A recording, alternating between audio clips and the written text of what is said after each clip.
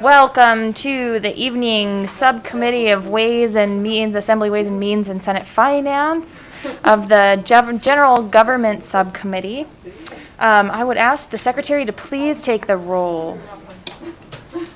Senator Brooks. Here. Senator Dennis. Here. Senator Goycochea. Here.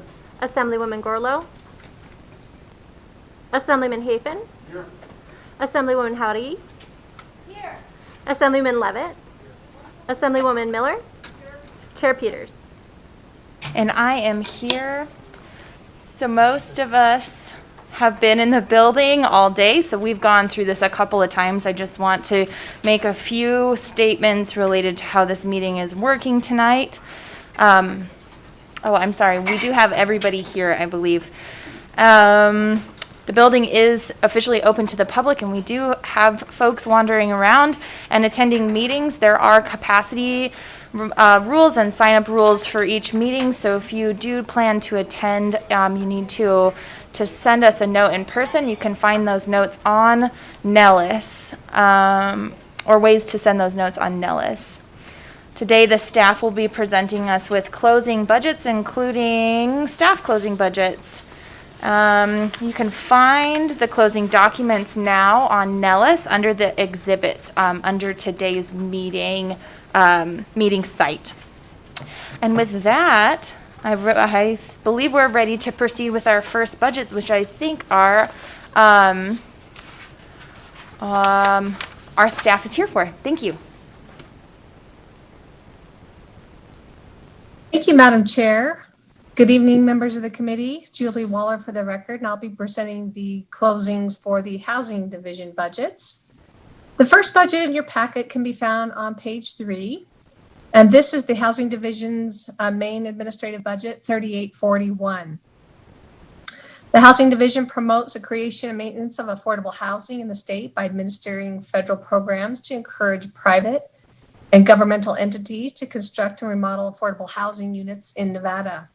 The division is an enterprise fund. There is one major closing issue in this budget, and that is the recommended transfer of the Federal Home Investment Partnerships Program.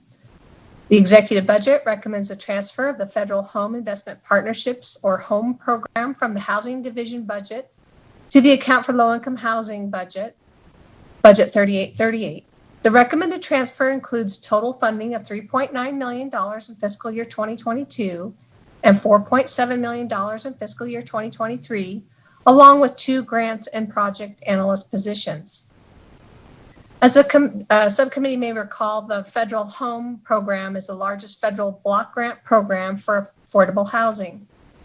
It provides funding to state and local governments to create affordable housing for low-income households, including rental and home buyer housing development, home buyer down payment assistance, homeowner rehabilitation assistance, and tenant-based rental assistance. A 25% match from non-federal sources is required for the grant, which may include donated materials or labor, the value of donated property, proceeds from bond financing, and other resources. During the March 16 budget hearing, the division testified the purpose of the recommended transfer of the Federal Home Program is to provide a typical cost accounting structure wherein indirect costs are centralized in one budget and are costs allocated to direct programs housed in other budgets with no overall change in budget authority. According to the division, one benefit of this type of structure is to provide a clear path for federal auditors to trace all direct payroll for federal programs in one or more budgets and to consolidate all indirect costs in a separate budget. In addition, the division indicated a second benefit of this type of structure to provide a clear picture of the division's programmatic functions. When asked how the division would meet the 25% match requirement for the Federal Home Program in the Low-Income Housing Trust Fund budget, the transfer, if the transfer of the home program were approved, the division indicated that the Account for Low-Income Housing budget receives a portion of the real property transfer tax, which the division noted was originally designed to be the match for the Federal Home Program. So if approved, the transfer would align the Federal Home Program with the matching funds in the same budget.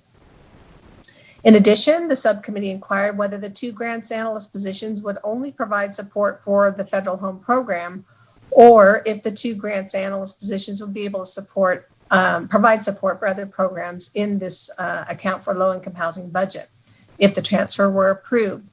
The division responded that the 2 grants analyst positions for the federal home program already work on other grants in the account for low-income housing budgets and would continue to do so. Does the subcommittee wish to recommend approval of the transfer of the Federal Home Investment Partnerships Program from this budget to the account for low-income housing budget, including total funding of $3.9 million in fiscal year 2022 and $4.7 million in fiscal year 2023, and 2 grants and project analyst positions? Thank you, Ms. Waller. Do we have any questions from the committee on this budget item? Seeing none, I would go ahead and entertain a motion. Thank you, Madam Chair. I move that we recommend approval as indicated by staff. Thank you. Do I have a second? Second. Thank you. I have a motion by Chair Brooks and a second from Vice Chair Howdiggy. Is there any discussion on the motion? Seeing none, all those in favor signify by saying aye. Aye. All those opposed, nay. The motion passes unanimously with those present. We can move on to other closing items, please. Thank you, Madam Chair.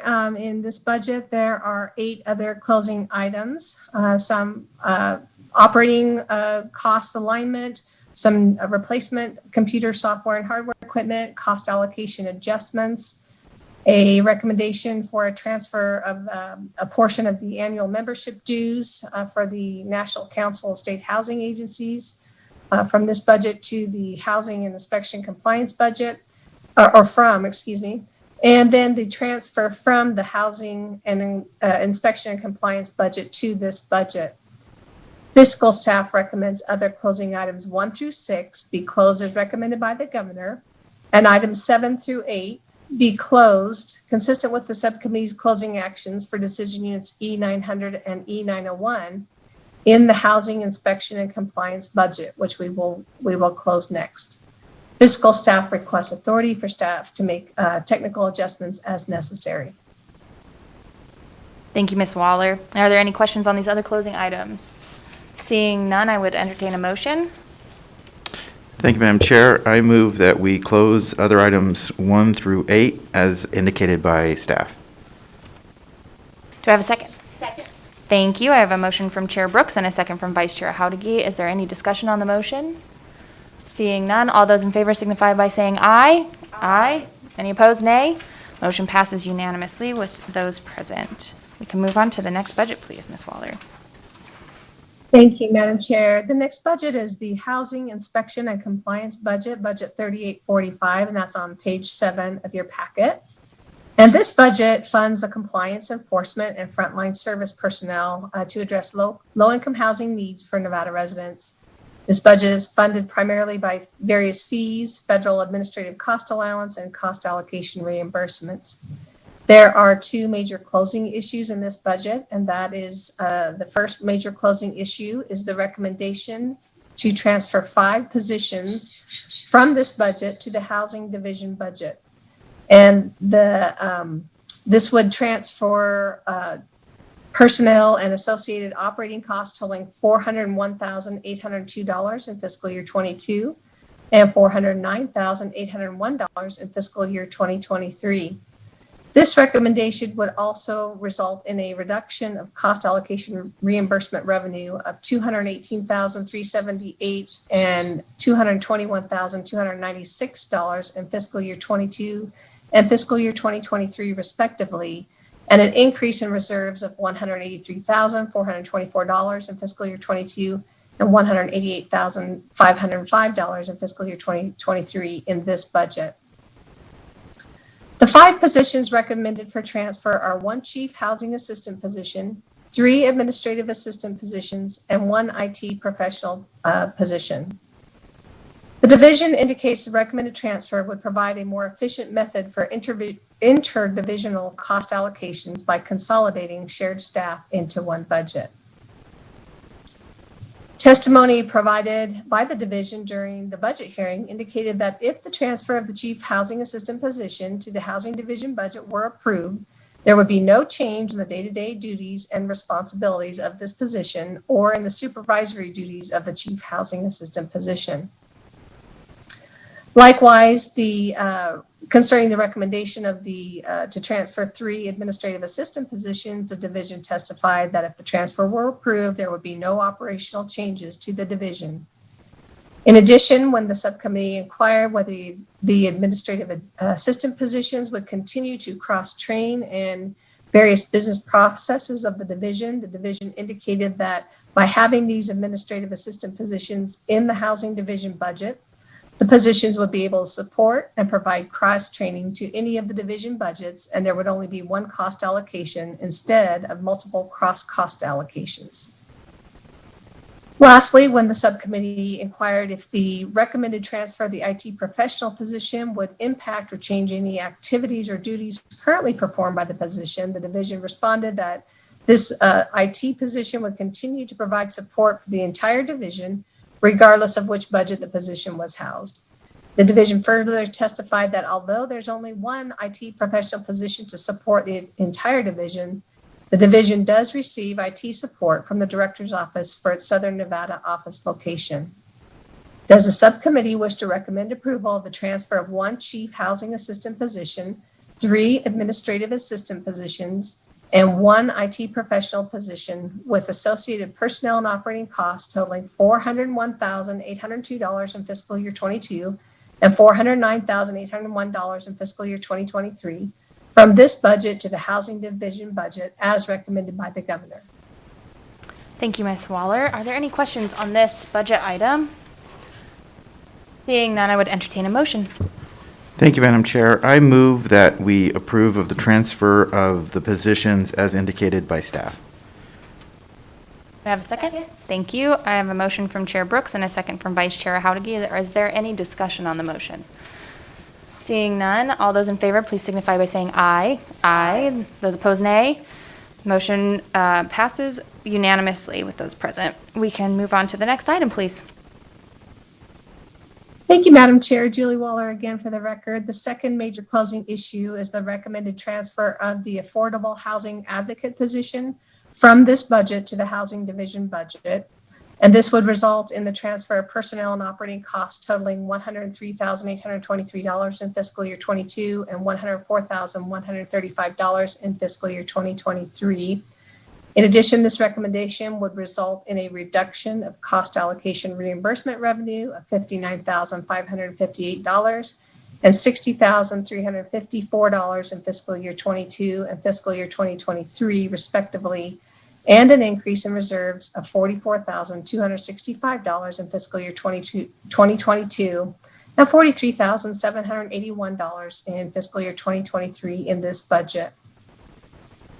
According to the division, the primary responsibilities of the affordable housing advocate position include connecting underserved populations, including seniors, veterans, disabled persons, and those with low to moderate income with housing and shelter providers, homebuyer programs, mortgage and rental assistance programs, as well as other resources. The division indicates the affordable housing advocate responds to about 25 calls per week, which has increased due to the impact of the COVID-19 pandemic. And overall, during the 2019-21 biennium to date, the advocate has helped approximately 1,500 residents statewide. During the budget hearing, the subcommittee questioned whether the transfer of this position would change any activities or duties currently performed by the affordable housing advocate. The division responded that if the transfer were to be approved, there would be no change in responsibilities or the oversight provided by this position. The division further testified that this position represents constituents in all of the division's programs, and by transferring this position to the housing division budget, which serves as a central indirect cost center, this would streamline the allocation of costs to the budgets in which the affordable housing advocate position provides constituent assistance.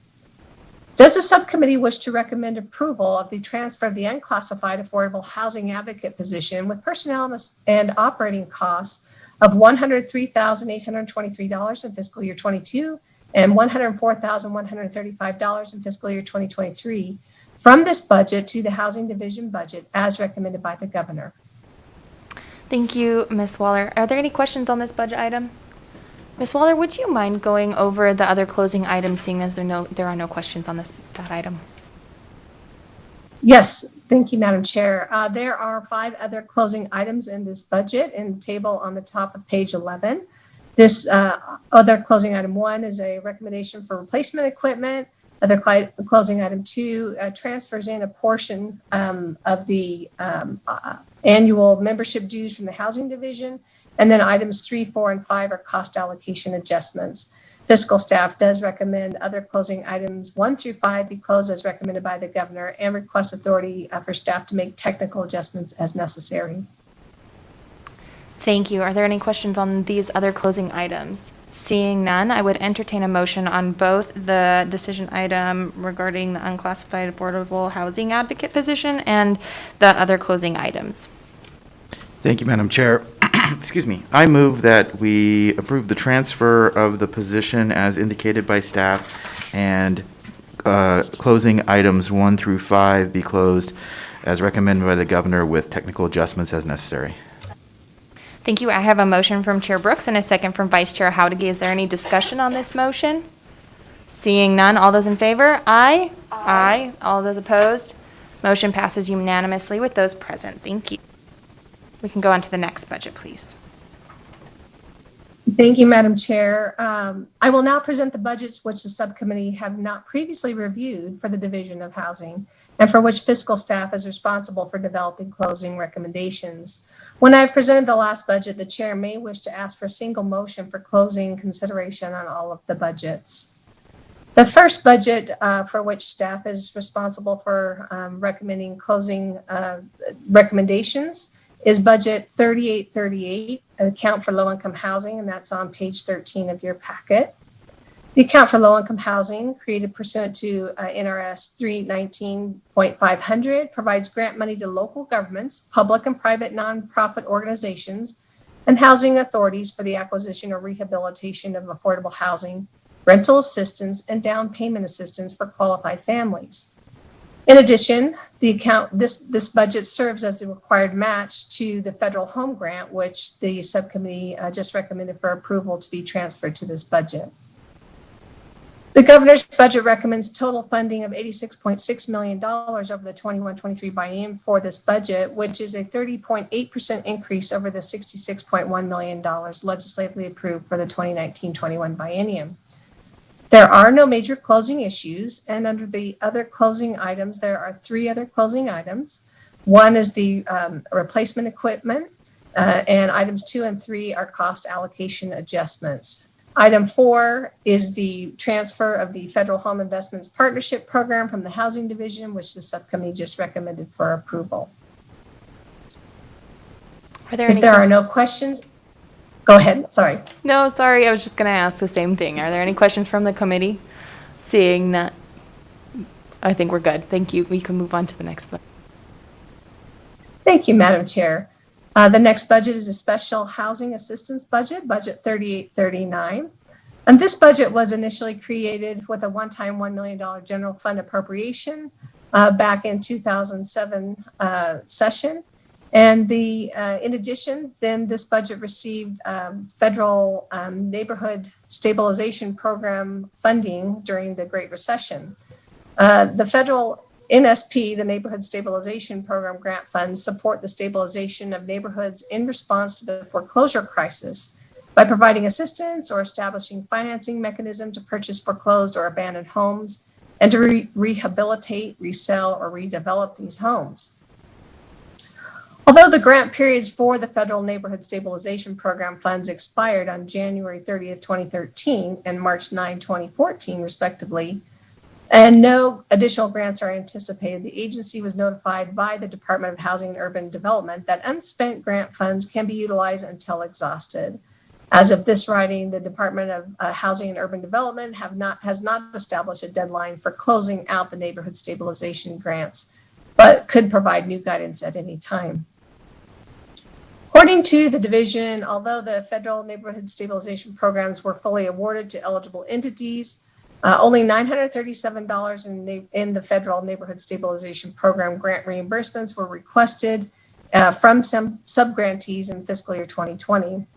The agency further indicates that since the Department of Housing and Urban Development removed the deadlines for the neighborhood stabilization grant programs, subgrantee reimbursements can be requested at any time. Provided for you in the table on the middle of page 16 are the neighborhood stabilization project grant recipients, the grant awards, the cumulative expenditures, and the amount available for draw as of June 30th, 2020. I would note that as of April 26, an additional $1.3 million in grant funds reimbursements have been requested from subgrantees in fiscal year 2021, so that the funding is continually being drawn down. Are there any questions on this closing budget? Seeing none, I would ask that you move ahead to the next budget, please. Thank you, Madam Chair. The last budget for the Housing Division is the Weatherization Assistance Program budget. This budget assists low-income families by improving energy efficiency in their homes and thereby minimizing utility costs. This budget receives various sources of funding to provide the weatherization assistance to these individuals. There are no major closing issues in this budget, and there are 4 other closing items. One is the expiring grant of the Governor's Office of Energy grant for the State Employee Energy Efficiency Loan Program, and that was funded with $350,000 in each fiscal year with general funds. Other closing item 2 is for replacement equipment, and other closing items 3 and 4 are cost allocation adjustments. Fiscal staff recommends that the following budgets be closed as recommended by the governor and requests authority for staff to make technical adjustments as necessary. Budget 101, budget 3838, the account for low-income housing, with authority to make technical adjustments to decision units E502 and E902 based on the closing actions for the Housing Division budget.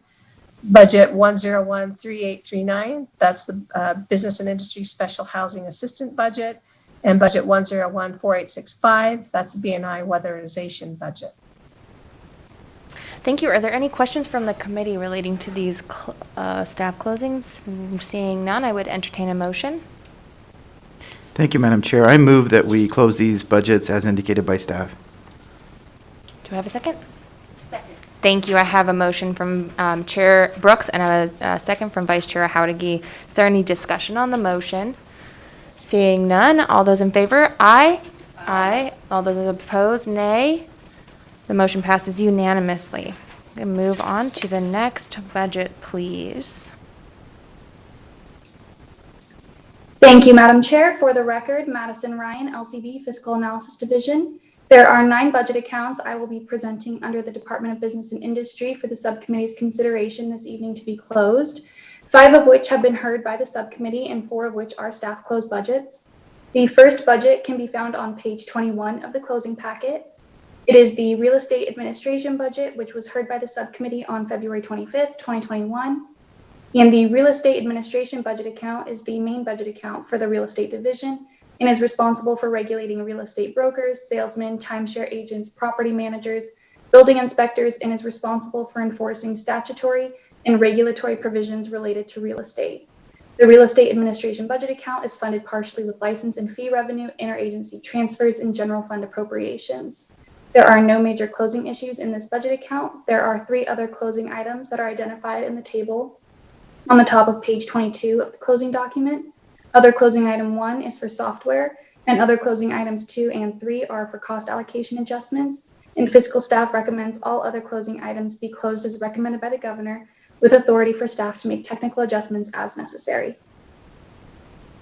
Thank you. Are there any questions on this budget? Seeing none, I would entertain a motion. Thank you, Madam Chair. I move all other closing items approved as recommended by the governor with technical adjustments as necessary. Thank you. I have a motion from Chair Brooks and a second from Vice Chair Howdigy. Is there any discussion on the motion? Seeing none, all those in favor, aye. Aye. All those opposed, nay. The motion passes unanimously with those present. Thank you, Ms. Ryan. You may move on. Thank you, Madam Chair. For the record, Madison Ryan, LCB Fiscal. The second budget account for the subcommittee's consideration is the Real Estate Education and Research budget, which was heard by the subcommittee on February 25th, 2021, and can be located on page 23 of the closing packet. The Real Estate Education and Research budget is funded through a transfer from the Real Estate Recovery Budget Account 3827, of any balance over $300,000 remaining at the end of a fiscal year, and is responsible for the review and approval of continuing education courses and licensing of instructors for these courses. There are two major closing issues in this budget account.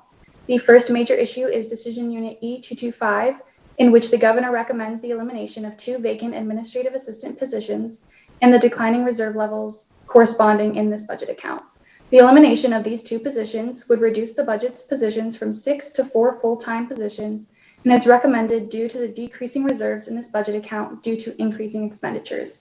The 2 positions recommended for elimination include an Administrative Assistant 1 position and an Administrative Assistant 2 position, which the agency indicates are responsible for processing instructor applications, course review, reviewing education certificates, and leading the mail processing team main telephone line, and answering all emails sent to the division's general email. Since these positions have been vacant, the agency indicates these duties are now being performed by the remaining 4 employees in the education section. The division testified that should the recommended positions be eliminated, the division would likely request a new position or to reclassify an existing position during the interim or next budget cycle to address increased workload as a result of an increase in new licensees from this biennium that is expected to continue in the upcoming biennium. In addition, the division testified that retaining 1 position would be beneficial to address the increased workload. However, maintaining both positions would negatively impact the budget's reserve levels.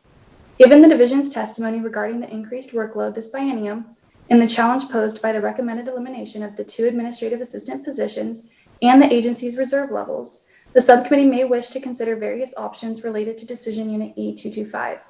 The table at the top of page 26 provides an overview of the agency's base reserve levels prior to any decision units and 3 possible options for the subcommittee's consideration, with an overview of the impact each decision would have on the agency's reserve levels. Option A would eliminate 2 administrative assistant positions as recommended by the governor and would result in a projected 115 days of operating expenses and reserves at the end of fiscal year 2023, or 70 days more than the targeted 485-day reserve level. Option B would eliminate 1 administrative assistant 1 position but retain 1 administrative assistant 2 position to address the increased workload, and this option would result in a projected 37 days of operating expenses in reserve at the end of fiscal year 2023, or 8 days less than the targeted 45-day reserve level. Lastly, option C would eliminate 1 administrative assistant 2 position but retain 1 administrative assistant 1 position to address the increased workload, and would result in a projected 41 days of operating expenses in reserve at the end of fiscal year 2023, or 4 days less than the targeted 45-day reserve level. Therefore, the options for the subcommittee are option A, approve the governor's recommendation to eliminate 2 vacant full-time administrative assistant positions, resulting in cost savings and a corresponding increase in reserves totaling $113,027 in fiscal year 2022 and $117,669 in fiscal year 2023. Or option B, approve the elimination of 1 vacant full-time administrative assistant 1 position, resulting in cost savings and a corresponding increase in reserves totaling $54,643 in fiscal year 2022 and $56,891 in fiscal year 2023. Or option C, approve the elimination of 1 vacant full-time administrative assistant 2 position, resulting in cost savings and a corresponding increase in reserves totaling $58,383 in fiscal year 2022 and $60,776 in fiscal year 2023. Thank you. Are there any questions on this item? Seeing none, I would just like to, I'd like to say that seeing as we are expecting an increased workload and seeing an increased workload for this particular division, and the difference between option B and option C are only really 4 days of reserve savings. Additionally, we're all trying to ensure that Nevadans can get back to work, and this is an opportunity where we can make sure that that happens. I would entertain a motion to retain the administrative assistant 2 position and eliminate the administrative assistant 1 position, which would be option B. So I'm ready to entertain that motion if there are no other questions or discussion. Thank you, Madam Chair. I move that we approve the elimination of 1 vacant full-time administrative assistant 1 position, resulting in cost savings and a corresponding increase in reserves totaling $54,643 in FY 2022 and $56,891 in FY 2023. Thank you. I have a motion from Chair Brooks and a second from Vice Chair Howdigy. Is there any discussion on the motion? Seeing none, all those in favor, aye. Aye. And those opposed, nay. Motion passes unanimously. Thank you. We may move on to the next item. Thank you, Madam Chair. Madison Ryan, LCB Fiscal for the record. The second major issue for the subcommittee's consideration this evening is Decision Unit E551, which can be found on the bottom of page 26 of the closing document, which the governor recommends the upgrade of the agency's existing legacy licensing system to an integrated system to reduce manual processes and streamline education-related business functions. The agency indicates the current system relies heavily on manual processes, while the proposed system upgrade would help to manage current workload with the division's current staffing levels by reducing these manual processes. The upgrade to an integrated seamless system would allow the division to have access to a 24/7 online dashboard with features related to pre-licensing, post-licensing, and continuing education course applications and renewals. The agency testified that the current system is not fully integrated and as such results in licensees having to bring their continuing education paperwork to the facility or send it through the mail, whereas an integrated database would allow this information to be uploaded and tracked through the system. A consulting group identified key components to be included in a new licensing system, which includes the ability to track and maintain course schedules, complete and submit all education applications, and other various components. The actual implementation would take up to 6 months and would cost $24,999 in each year of the biennium, and is projected to have ongoing maintenance costs of approximately $24,999 annually beyond the 2021-23 biennium. Does the subcommittee wish to recommend approval of a new integrated software system to streamline education-related business functions funded with reserve reductions of $24,999 in each year of the 2021-23 biennium? Thank you, Ms. Ryan. Are there any questions on this item?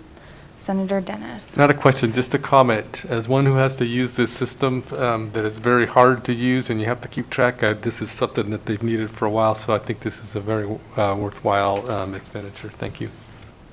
Thank you for the comment. Any other questions or comments? With that, I would entertain a motion, please. Thank you, Madam Chair. I move that we recommend approval of a new integrated software system to streamline education-related business functions funded with reserve reductions of $24,999 in each year of the 2021-2023 biennium. Thank you. I have a motion from Chair Brooks and a second from Vice Chair Howdigy. Is there any discussion on the motion? Seeing none. All those in favor, please signify by saying aye. Aye. Those opposed, nay. Okay, the motion passes unanimously with those present. We can move on to the other closing items. Thank you, Madam Chair. For the record, Madison Ryan, LCB Fiscal. There are 3 other closing items that are identified in the table on the top of page 28 of the closing document. Other closing item 1 is for software, and other closing items 2 and 3 are cost allocation adjustments. And fiscal staff recommends all other closing items be closed as recommended by the governor, with authority for staff to make technical adjustments as necessary. Thank you. Are there any questions on this motion or on this these items, other closing items? Seeing none, I would entertain a motion. Thank you, Madam Chair. I move that we close as recommended by the governor with technical adjustments. Second. Thank you. I have a motion from Chair Brooks and a second from Vice Chair Howdigy. Is there any discussion? Seeing none, all those in favor, please signify by saying aye. Aye. Those opposed, nay. Motion passes unanimously. With those present, we can move on to the next budget, please. Thank you, Madam Chair. For the record, Madison Ryan, LCB Fiscal. The next budget account for the subcommittee's consideration this evening is the Taxi Cab Authority. which was heard by the subcommittee on March 16, 2021, and can be located on page 29 of the closing packet. The Taxicab Authority regulates the taxicab industry in Clark County and performs 3 primary public safety functions, which includes permitting, vehicle inspection, and enforcement, and is primarily funded through a 20-cent fee assessed on every taxicab trip, as well as other various fee revenues. There are 2 major issues in this budget account. The first major issue is Decision Unit E600 and is the governor's recommendation to eliminate 2 vacant positions, as well as addresses the Taxicab Authority's budget solvency. The governor recommends the elimination of 1 vacant public safety dispatcher position and 1 vacant taxicab vehicle inspector position. And according to the agency, the positions recommended for elimination are no longer justified given present industry output. The agency indicates the proposed eliminations should have no impact on the workload of the agency's other existing staff, as these positions are currently vacant. The agency indicates the Public Safety Dispatcher 3 position is proposed for elimination due to the elimination of the graveyard shift, and the taxicab vehicle inspector is no longer needed due to increased efficiencies from the revision of accident reporting requirements. The agency's current enforcement coverage is 18 hours a day, 7 days a week, which is 6 a.m. to midnight. During the budget hearing, the agency testified that the elimination of the graveyard shift was eliminated due to budget and staffing constraints, but the agency still conducts enforcement on a targeted basis after midnight in an attempt to deter unlawful passenger transportation.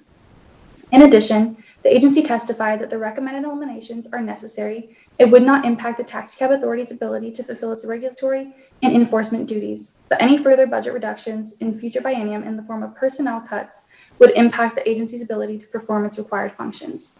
The Taxicab Authority has faced concerns regarding solvency over the past several fiscal years due to market share loss from rideshare companies, which the 2019 legislature helped to address the agency's financial stability by eliminating 15 vacant positions and increasing the annual assessment charged to taxicab companies from $100 to $300 per cab per year. However, during the interim, the COVID-19 pandemic impacted the Taxicab Authority trip charge revenue due to a decline in tourism. The agency indicated to offset the reduced revenue during the interim, it decreased expenditures by freezing open positions, renegotiating rental expenses, and took other measures to reduce expenditures. The executive budget reflects a base reserve level of approximately 67 days of expenditures at the end of fiscal year 2023, prior to any decision units. However, if this budget were approved as recommended by the governor, inclusive of all decision units, the reserves would be projected to be approximately 140 days of expenditures. The agency indicates that a 90-day reserve level is optimal. However, revenue collections during fiscal year 2021 have been lower than projected, which could have an impact on the balance forward amounts in the 2021-23 biennium. But as restrictions imposed due to the pandemic are easing, the decline in the reserve could decrease. The agency addressed potential ideas to increase long-term solvency during the budget hearing. However, due to concern regarding long-term solvency beyond this biennium, the subcommittee may wish to issue a letter of intent instructing the agency to report to the interim finance committee with a long-term plan to align the budget's revenues and expenditures. Does the subcommittee wish to recommend approval of the governor's recommendation to eliminate 2 vacant positions, resulting in cost savings and a corresponding increase in reserves of $151,140 in fiscal year 2022 and $157,905 in fiscal year 2023? And also, does the subcommittee wish to recommend a letter of intent be issued, similar to the letter that was issued by the 2019 legislature, that instructs the agency to submit to the interim finance committee a credible long-term solvency plan to align this budget's revenues and expenditures using existing revenue sources by the June 2022 meeting of the interim finance committee? Thank you, Ms. Ryan. Are there any questions on this decision item? Seeing none, I would entertain a motion.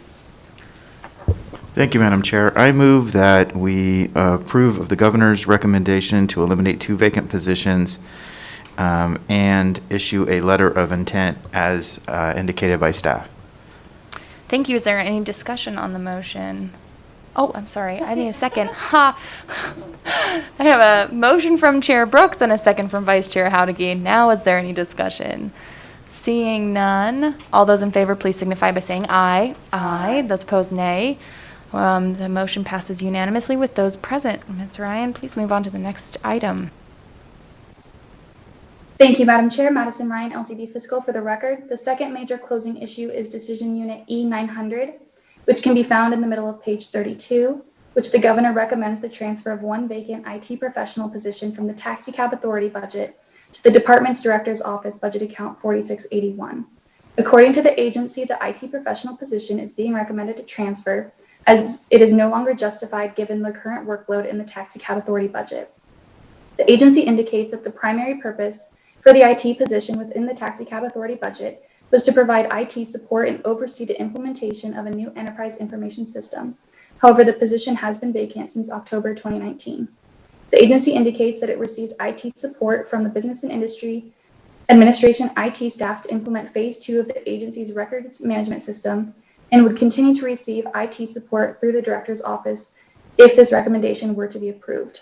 The transfer of this IT professional position to the director's office would result in 2 total IT positions to provide IT support to the department's director's office and agencies in the Las Vegas office. Additionally, the agency indicated that when it begins phase 3 implementation of the records management system, it could receive the necessary support from Business and Industry Administration IT staff.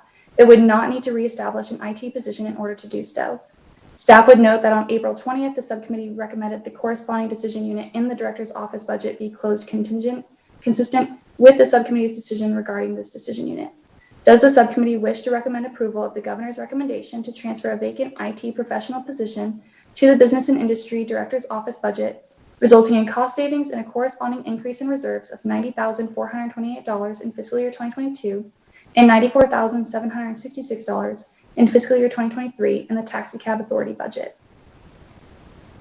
Thank you, Ms. Ryan. I just want to clarify that we said $90,428 in the fiscal year 2022 budget.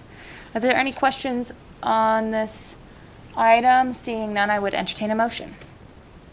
Thank you, Madam Chair. I move that we recommend approval of the governor's recommendation to transfer a vacant IT professional position as indicated by staff. I have a second? Thank you. I have a motion from Chair Brooks and a second from Vice Chair Howdige. Is there any discussion? Seeing none, all those in favor, aye. Aye. Those opposed, nay. Motion passes unanimously. We may move on to the other closing item. Thank you, Madam Chair. Madison Ryan, LCB Fiscal for the record. There are 6 other closing items identified on page 33 of the closing packet. Other closing item 1 is for uniform-related equipment. Other closing items 2 and 3 are for replacement equipment, and other closing items 4 and 5 are cost allocation adjustments. Other closing item 6 is a base budget technical adjustment to include the Taxi Cab Authority's portion of the replacement of the Nevada shared radio system replacement that was not included in the executive budget. Fiscal staff recommends other closing items 1 through 5 be closed as recommended by the governor, and other closing item 6 be closed with the noted technical adjustment. Fiscal staff requests authority for staff to make other technical adjustments as necessary. Thank you, Ms. Ryan. Are there any questions on the other closing items? Seeing none, I would entertain a motion. Thank you. I move that we approve other closing items as indicated by staff. Thank you. I have a motion from Chair Brooks and a second from Vice Chair Howdige. Is there any discussion on the motion? Seeing none, all those in favor, aye. Aye. Those opposed, nay. Motion passes unanimously with those present, and we can move on to the next budget, please. Thanks, Ms. Ryan. Thank you, Madam Chair. For the record, Madison Ryan, LCB Fiscal. The next budget account for the subcommittee's consideration is the Office of the Labor Commissioner, which was heard by the subcommittee on March 16th, 2021, and can be located on page 35 of the closing packet. The Labor Commissioner is funded entirely through general fund appropriations and is responsible for the enforcement of labor laws in the state, which includes investigating wage claims, prevailing wage rates, and enforcement and use of apprentices on public works projects. There were 3 major issues in this budget account when it was initially heard by the subcommittee on March 16th, but due to the action taken by the Money Committees on April 1st, the subcommittee does not need to take action on Decision Unit E680 in this budget account and can be found under the additional information, no action necessary in the closing document. In turn, there are 2 major closing issues for the subcommittee's consideration. The first major issue is Decision Unit E805, which the governor recommends the reclassification of a vacant Administrative Assistant 2 position to a Compliance Audit Investigator 2 position to address increased workload on the Office of the Labor Commissioner. The agency notes that the responsibilities placed on the agency have increased due to statutory and regulatory changes each legislative session, such as an increase in public works projects as a result of Assembly Bill 136 by the 2019 legislature, which changed the public works project threshold and resulted in requested public works project numbers increasing to the agency. The agency has indicated that the number of surveys requiring review by the agency in determining the calculation of the prevailing wage rate by region has increased as well, which requires additional staff time needed for review. The agency indicates that the compliance audit investigator position, if approved, would assist in managing public works projects and prevailing wage programs. In testimony provided by the agency during the budget hearing, the agency indicated that should the reclassification not be approved, the agency would assess how much additional work investigative staff could handle and identify other ways to increase efficiency. The agency testified that current investigative staff average around 400 to 500 cases per fiscal year, while the ideal caseload per investigator would be 200 to 250 cases per fiscal year.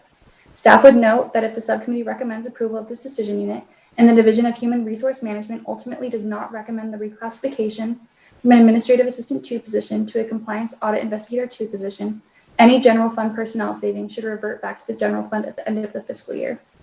So does the subcommittee wish to recommend approval of general fund appropriations of $3,973 in fiscal year 2022 and $22,141 in fiscal year 2023 to fund the reclassification of an Administrative Assistant 2 position to a Compliance Audit Investigator 2 position, with the intent that general fund appropriations should revert back to the general fund if the Division of Human Resource Management does not recommend the reclassification. Thank you, Ms. Ryan. Are there any questions? Seeing none, I would entertain a motion. Thank you, Madam Chair. I move that we recommend approval of general fund appropriations as indicated by staff.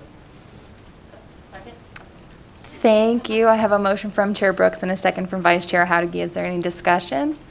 Seeing none, all those in favor, aye. Aye. All those opposed, nay. The motion passes unanimously. We may move on. Ms. Ryan, thank you. Thank you, Madam Chair. Madison Ryan, LCB Fiscal. For the record, the second major issue for the subcommittee's consideration is Decision Unit E550, which can be found on page 37 of the closing packet, where the governor recommends general fund appropriations for the implementation of a labor-certified payroll tracker compliance and workforce manager software system. The agency indicates the software enhancement would allow the agency to gain electronic access to payroll reports and the ability to analyze and expedite the review of data, which the agency indicates is currently performed manually by staff. In addition, the software system would allow the agency to monitor public works projects, track apprenticeship utilization in public works projects, track workforce and employment data, and prevailing wage data. The agency further notes that the Labor Certified Payroll Tracker Compliance and Workforce Manager software system would be an additional IT resource in addition to the agency's current system that tracks wage claims and complaints. The agency testified that the software system would help to increase efficiency, as it would help to reduce manual processes, which is considered to be an inefficient use of staff time, and there could be additional benefits that would allow staff to focus their time on investigations and other assignments should this recommendation be approved. The actual implementation of the software system is expected to take up to 6 months to complete. Does the subcommittee wish to recommend the approval of general fund appropriations of $18,350 in fiscal year 2022 and $6,950 in fiscal year 2023 to fund the implementation of a labor-certified payroll tracker compliance and workforce manager software system? Thank you, Ms. Ryan. Are there any questions on this item? I'm going to ask Ms. Ryan to go ahead and go over the other closing items now, please. Thank you, Madam Chair. Madison Ryan, LCB Fiscal. For the record, there are 2 other closing items in this budget account on page 38, which are cost allocation adjustments, and fiscal staff recommends all other closing items be approved as recommended by the governor, with authority to make technical adjustments as necessary. Thank you, Ms. Ryan. Are there any questions on the other closing items? Seeing none, I would ask for a motion on both of those decision items that were just covered by Ms. Ryan. Thank you, Madam Chair. I move to recommend the approval of general fund appropriations of $18,350 in FY 2022 and $6,950 in FY 2023 to fund the implementation of a labor-certified payroll tracker compliance and workforce manager software system, as well as approve other closing items, as recommended by the governor, and to make technical adjustments as necessary. Thank you. I have a motion from Chair Brooks and a second from Vice Chair Howdege. Is there any discussion? Seeing none, all those in favor, aye. Aye. All those opposed, nay. Motion passes unanimously. Thank you, Ms. Ryan. We may move on. Thank you, Madam Chair. Madison Ryan, LCB Fiscal. For the record, the next budget account for the subcommittee's consideration is the Division of Financial Institutions, which was heard by the subcommittee on March 16th, 2021, and can be located on page 39 of the closing packet. The Division of Financial Institutions is responsible for licensing and regulating depository, fiduciary, and non-depository financial institutions. This budget is funded through licensing fees and industry assessments, and there are two major closing issues in this budget. The first major closing issue is the governor's recommendation for 3 new full-time financial institutions examiner positions, which the agency indicates would assist in depository examinations, specifically those examinations related to savings banks. The agency indicates the addition of these positions would allow for other examination requirements to be met, while also being able to facilitate lengthy savings bank examinations. The division testified that the 3 additional full-time financial institutions examiner positions were determined to be needed to effectively address the significant number of assets within the Charles Schwab Trust Bank. The division indicated that it currently does not have sufficient resources to perform these examinations as thoroughly as should be done, and as such has limited the scope of the examinations in order to complete them while using existing resources.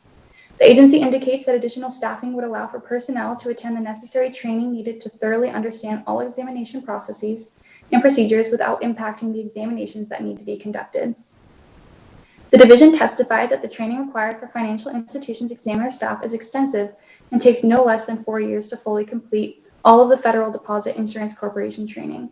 The division indicated the current plan to fill the 3 recommended financial institutions examiner positions would be to promote current staff within the division, as the division indicated it is difficult to hire individuals outside the organization without any prior training to fill these roles. The division would then hire individuals to begin in the non-depository side to begin the extensive training process. During the budget hearing, the division testified the agency would prefer the additional 3 positions start as soon as possible, and that it would be beneficial to have the positions begin July 1, 2021, instead of the traditional October 1, 2021 start date.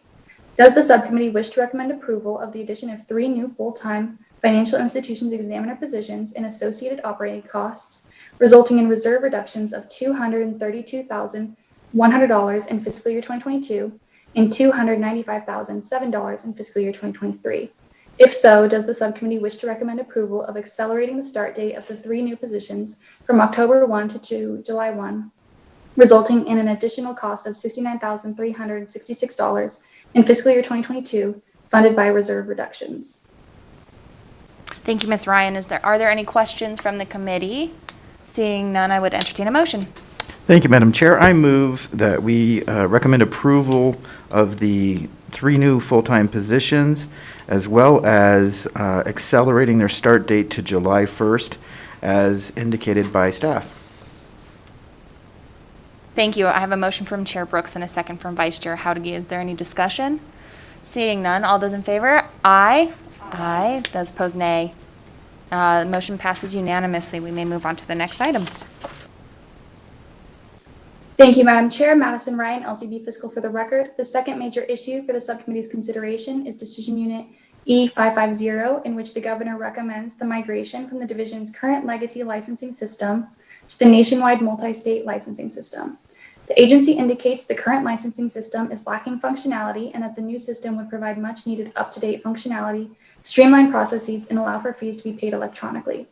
The agency indicates the system would allow for licensing, examination, and enforcement functionality and would allow the division to have the capability to process license applications and renewals online in a central database, which the division indicates is currently handled using a paper-based system.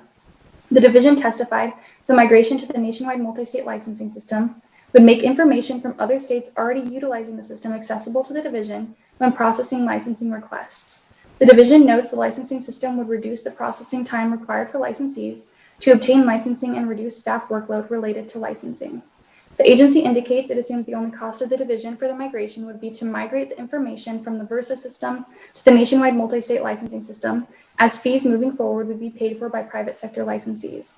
In addition, the division testified the financial impact the transition to the nationwide multi-state licensing system would have on private sector licensees would be minimal and would provide a potential overall cost savings to licensees as they could renew in multiple states at once, which could save them on postage and staff time.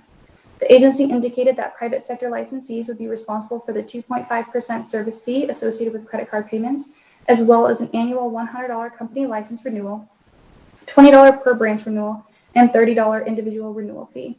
The agency indicated that it has not yet communicated this information with the industry to gauge the industry's support or opposition to the nationwide multi-state licensing system, And does the subcommittee wish to recommend approval of the migration from the current legacy licensing system to the nationwide multi-state licensing system funded with reserve reductions of $41,500 in fiscal year 2022, contingent upon the passage of Bill Draft Request 551095 or other enabling legislation? Thank you, Ms. Ryan. Are there any questions on this item? Seeing none, I would ask that you please cover the other closing items as well. Thank you, Madam Chair. For the record, Madison Ryan, LCB Fiscal. There are 3 other closing items as identified in the table on the bottom of page 43. The first 2 closing items are cost allocation adjustments, and the third closing item is for replacement equipment, which staff recommends a technical adjustment to remove 22 laptop docking stations that were purchased in fiscal year 2021 and are no longer needed by the agency.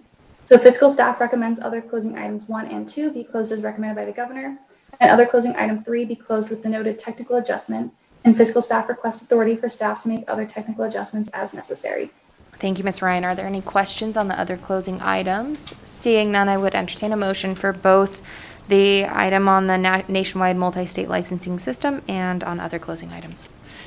Thank you, Madam Chair. I move to recommend approval of the migration from the current legacy licensing system to the national multi-state licensing system funded with reserve reductions of $41,500 in FY 2022, contingent upon the passage of Bill Draft Request 55-1095 or other enabling legislation, and other closing items be closed as recommended by the governor with noted technical adjustments and other technical adjustments as necessary. Thank you. I have a motion from Chair Brooks and a second from Vice Chair Howdige. Is there any discussion on the motion? Seeing none, all those in favor, aye. Aye. Those opposed, nay.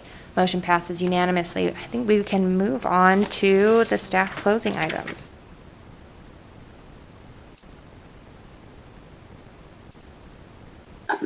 For the record, Madison Ryan, LCB Fiscal. Madam Chair, I will now begin presenting the budgets which the subcommittee has not previously reviewed for the Department of Business and Industry, and for which fiscal staff is responsible for developing closing recommendations. I will pause following my presentation of each budget to allow for questions, and when I have presented the last budget in this group and questions have been addressed, the chair may wish to ask for a single motion for closing consideration on all of the budgets for which fiscal staff is responsible for developing recommendations. The first budget, which staff is responsible for developing closing recommendations for, is the Real Estate Recovery Account, which can be found on page 45 of the closing packet. The Real Estate Recovery Account is part of the Real Estate Division and is a special revenue fund which is used to satisfy claims against persons licensed under Chapter 645 of Nevada Revised Statutes. This budget is funded by a $40 fee charged on each original and renewal of a real estate salesman or broker's license, and any funding in excess of $300,000 in this budget is transferred to the Real Estate Education and Research budget. There are no major closing issues and no other closing items in this budget account, and closing recommendations for this budget are included on the summary page in the closing packet, and I would be happy to answer any questions at this time. Are there any questions? I don't see any. We can move on to the next budget, please. Thank you. Thank you, Madam Chair. Madison Ryan, LCB Fiscal. For the record, the next budget, which staff is responsible for developing closing recommendations for, is the Common Interest Communities budget account, which can be found on page 47 of the closing packet. This budget account includes the Office of the Ombudsman for Common Interest Communities and Condominium Hotels, and the Ombudsman provides assistance to homeowner associations and assists with disputes within homeowner associations. This budget account is self-funded primarily through an association unit fee, which is imposed on common interest communities. There are no major closing issues. There are 3 other closing items identified in the table on page 48 of the closing packet. Other closing item 1 is for replacement equipment, and other closing items 2 and 3 are cost allocation adjustments. Closing recommendations, again, are included on the summary page in the closing packet, and I'd be happy to answer any questions. Are there any questions from the committee? Seeing none, please move on to the next budget. Thank you, Madam Chair. Madison Ryan, LCB Fiscal. For the record, the next budget for which staff is responsible for developing closing recommendations for is the Financial Institutions Investigations budget account, which can be found on page 49 of the closing packet. The Financial Institutions Investigations budget account is part of the Division of Financial Institutions and is funded through fees received from licensees. And this budget is to reimburse the expenses associated with the investigations of licensees. There are no major closing issues and only 2 other closing items in this budget. Other closing items 1 and 2 are cost allocation adjustments. Closing recommendations, again, are included on the closing packet, summary page, and I'd be happy to answer any questions. Are there any questions from the committee? Seeing none, please move on, Ms. Ryan. Thank you, Madam Chair. Madison Ryan. For the record, the final budget, which staff is responsible for developing closing recommendations for, is the financial institution's audit budget account, which can be found on page 51 of the closing packet. The financial institution's audit budget account is also part of the Division of Financial Institutions, and pursuant to Nevada revised statutes 658.055 employs a certified public accountant to review annual financial information supplied by existing and new license applicants. This budget is funded through CPA assessment fees levied against all licensees for all costs associated with the CPA position. There are no major closing issues and only 2 other closing items in this budget. Other closing items 1 and 2 are cost allocation adjustments, and closing recommendations are included on the summary page, and I'd be happy to answer any questions members may have regarding this budget account prior to reviewing the staff closing recommendations summary. Are there any questions from the committee? Seeing none, Ms. Ryan, I would ask you to please go over the summary document. Madison Ryan, LCB Fiscal. For the record, fiscal staff recommends that the following budgets be closed as recommended by the governor and requests authority for staff to make technical adjustments as necessary.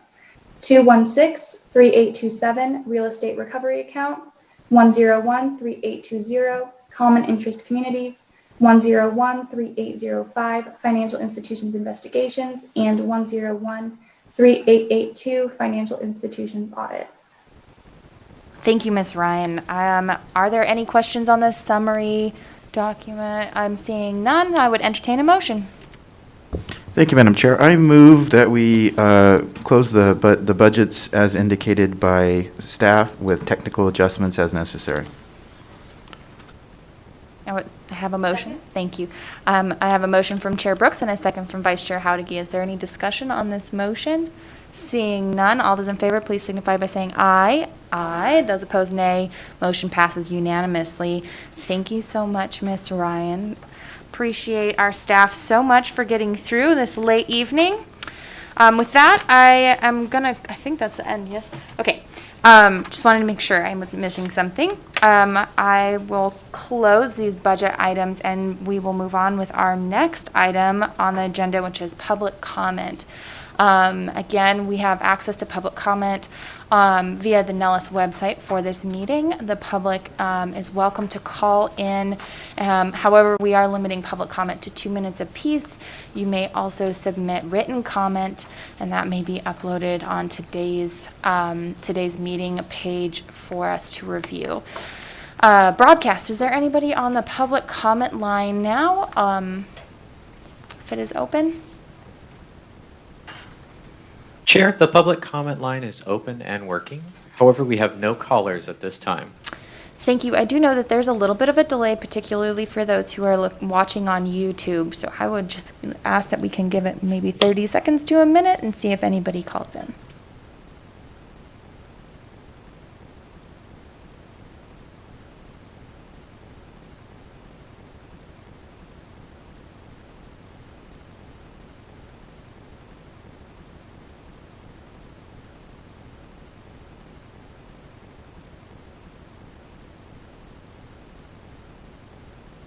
Broadcast, is there any indication that there is anybody trying to call in for public comment?